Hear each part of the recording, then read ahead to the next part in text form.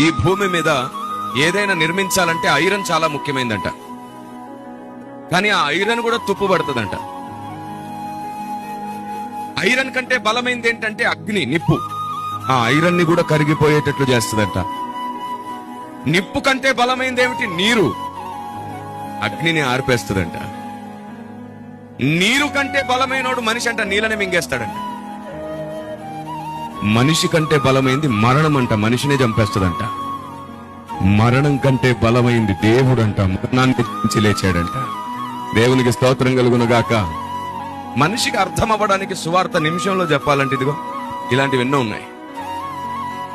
ఎంత అద్భుతం! మరణాన్ని జయించేవాడు దేవుడు మాత్రమే. అలా మరణాన్ని జయించి నీకు కూడా మరణాన్ని జయించే శక్తిని ఇస్తాను, రమ్మని పిలుస్తున్నాడు. ప్రయాసపడి భారం మోయుచున్న సమస్త జనులారా రండి, నేను మీకు విశ్రాంతినిస్తాను. నా యందు విశ్వాసం ఉంచిన వాడు చనిపోయినను తిరిగి లేస్తాడు, బ్రతుకుతాడు.